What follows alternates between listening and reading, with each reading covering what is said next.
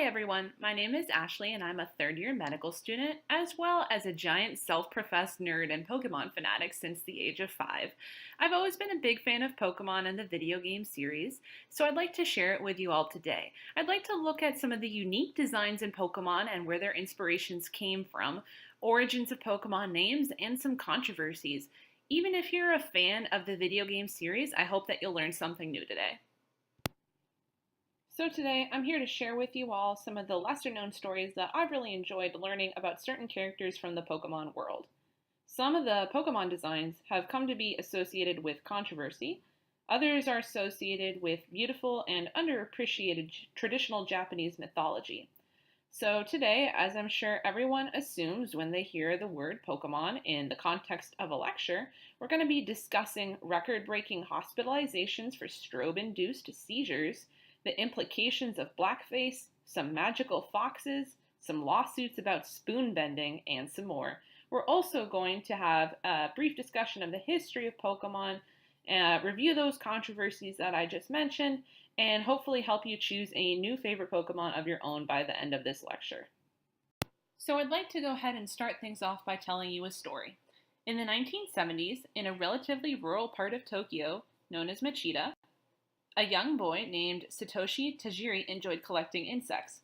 He pictured himself becoming a future entomologist, and his childhood friends even nicknamed him Dr. Bug. Tajiri also enjoyed hanging out in video game arcades, which was much to the disappointment of his parents, and he enjoyed this so much that as a high schooler he frequently cut classes to enjoy more time with his beloved games. To most of us, that probably does not sound like a recipe for success. But Tajiri combined his passion for video games with his hobby of insect collecting to found a video game franchise based on collecting virtual characters, and the first Pokemon video games hit the market in 1996. Pokemon has since gone on to become the highest grossing media franchise of all time, and the second best-selling video game franchise ever, with over $70 billion in revenue. It has captured the imaginations and hearts of adults and children all over the world, including myself. There are currently 809 Pokemon designs, although more were just announced this week, and nearly every person, if they're familiar with the franchise, has a favorite.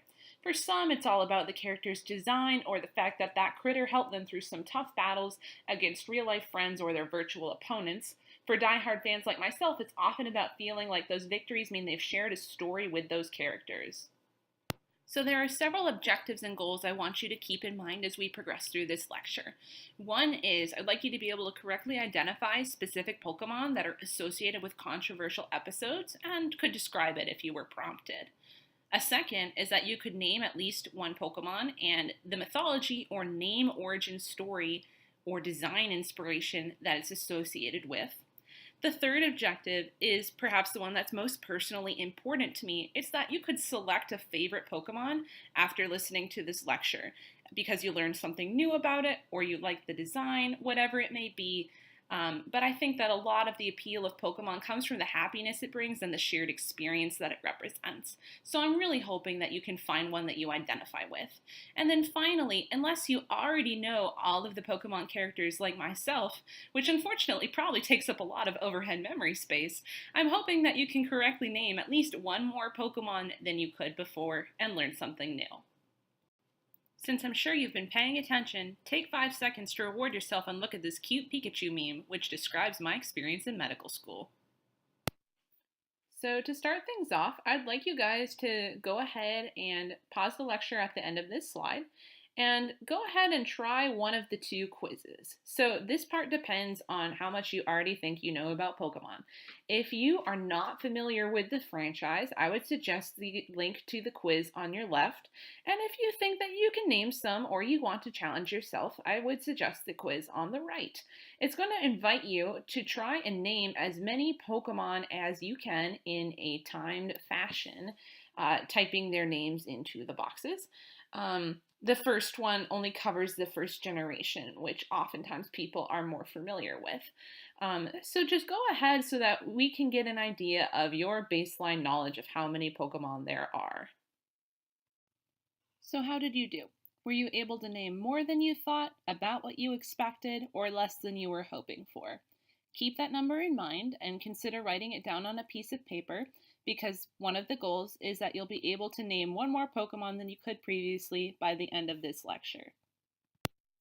So now let's go ahead and get to the bulk of this presentation and start discussing some really cool Pokemon.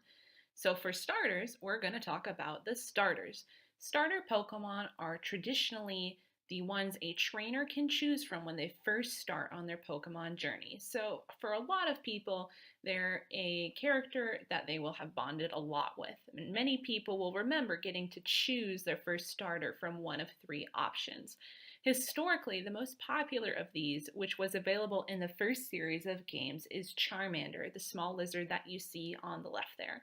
Charmander is an extremely popular, cute Pokemon, and it is based on the mythical salamander creature as opposed to a real salamander, which is traditionally associated with elements of fire.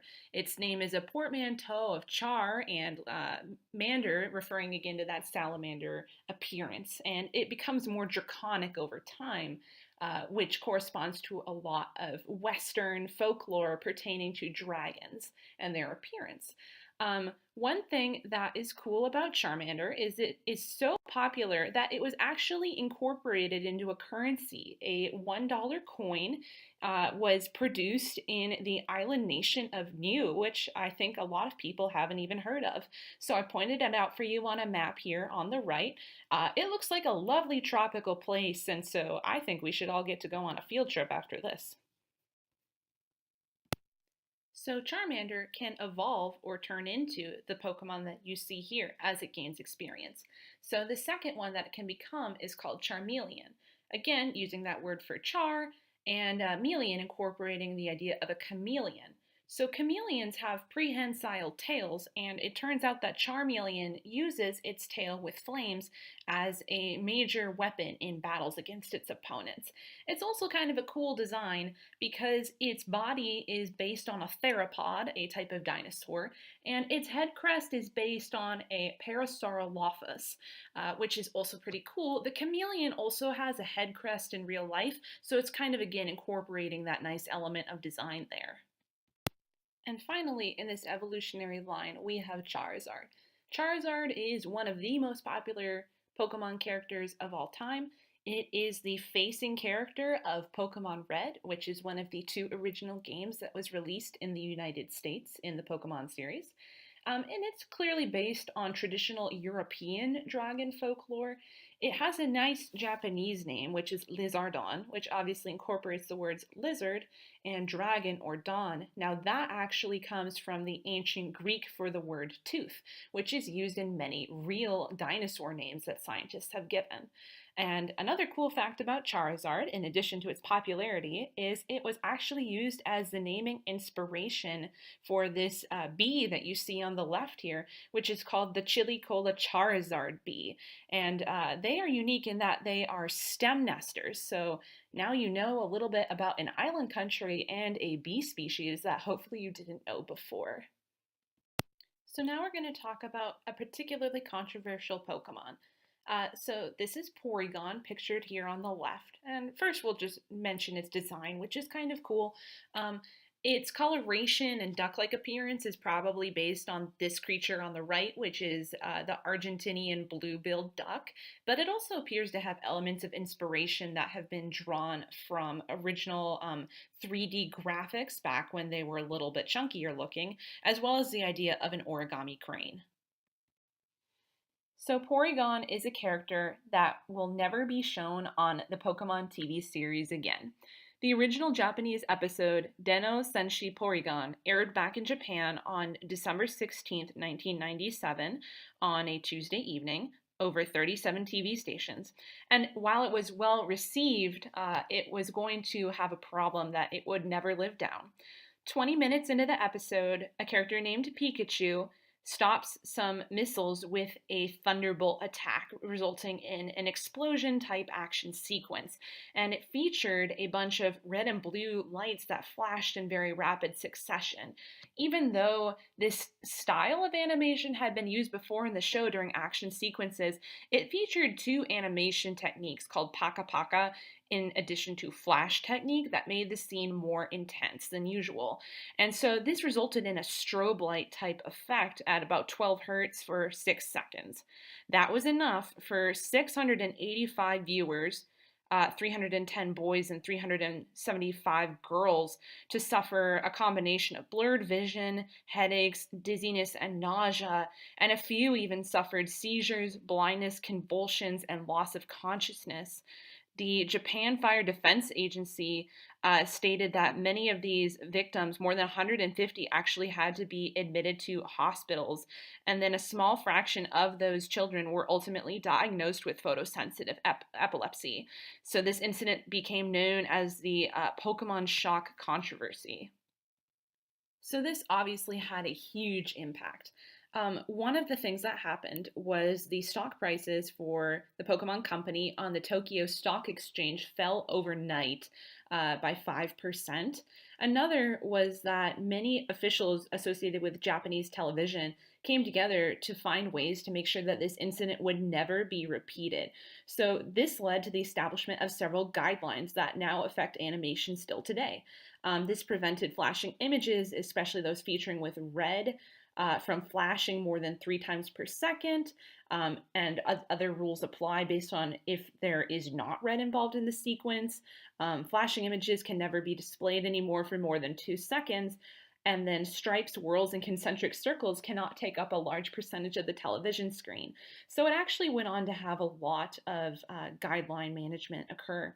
And then Nintendo decided to pull the episode, never air it again in any other country, and to further block Porygon from being featured in any future TV shows to help protect viewers and make sure that nobody would see it and be reminded of this negative event. And it also has been parodied now in numerous American television shows such as The Simpsons and 30 Minutes Over Tokyo. So even today, you'll occasionally still see references to this controversial incident. So, another Pokemon that has been particularly controversial based on its original design is Jinx. Jinx is pictured here on the left. Carol Boston Weatherford, a cultural critic, claimed that Jinx, who appeared in episodes such as Holiday Hijinks, was a negative racial stereotype of African Americans. She wrote an article called Politically Incorrect Pokemon, and she compared Jinx to the racist characters from the story of Little Black Sambo, and then she additionally compared Jinx to Mr. Popo of the Dragon Ball franchise, who is pictured here on the right, and is also potentially offensive in his design. Her complaint went on to have a lot of repercussions in the Pokemon franchise. Nintendo made some immediate changes as a result. The first was to pull episode 250, Holiday Hijinks, which prominently featured Jinx in this original coloration. It also made sure to seek out any episodes that featured Jinx with this palette and to remove or edit Jinx appropriately to the new design, which is now shown on the right. The incorporation of purple into the skin meant that Jinx used more colors than previously before in a Game Boy Color palette, so it was actually an animation first to incorporate this many colors into the design.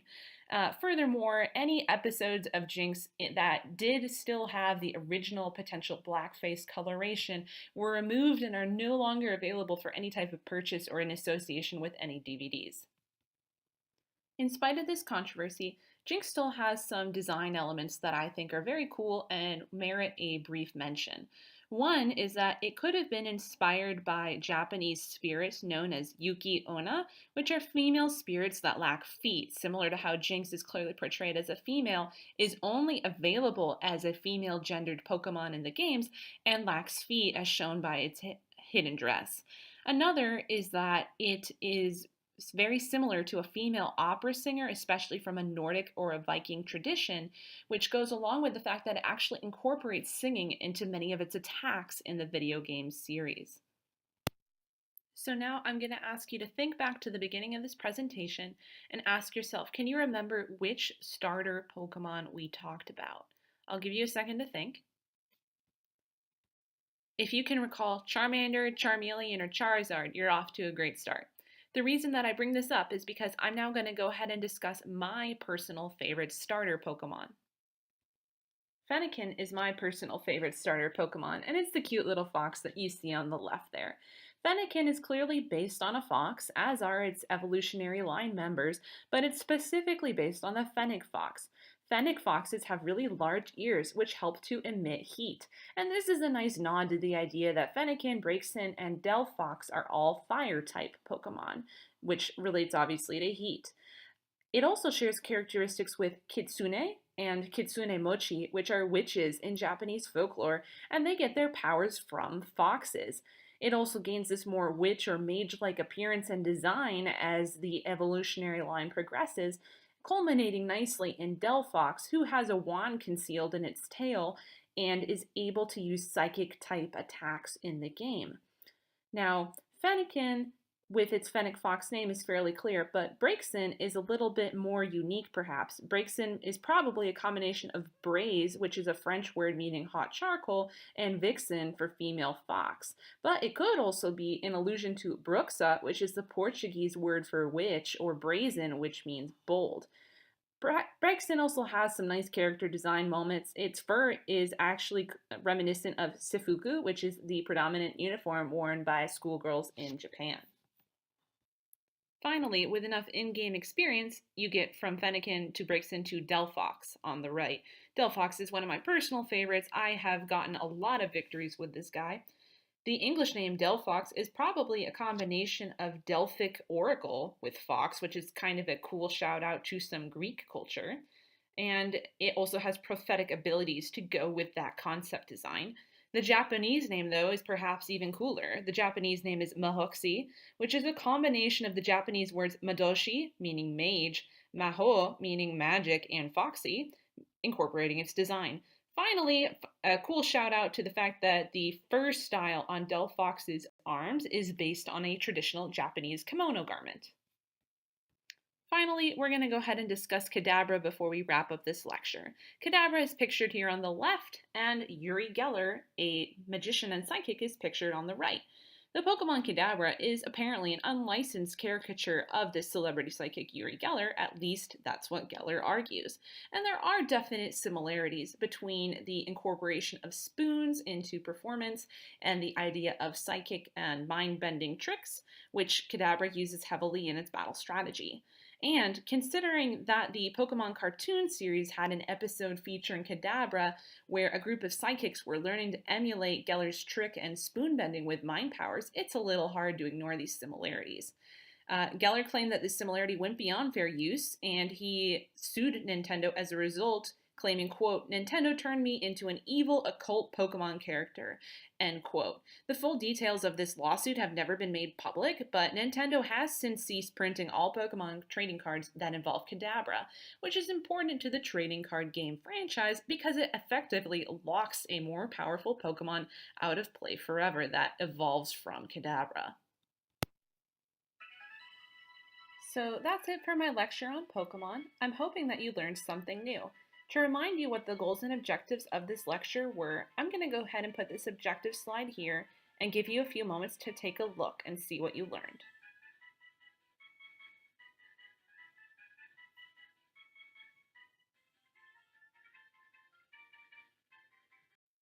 If you watch this lecture with somebody, I'd like to invite you to take a moment to read through and discuss the following questions with them.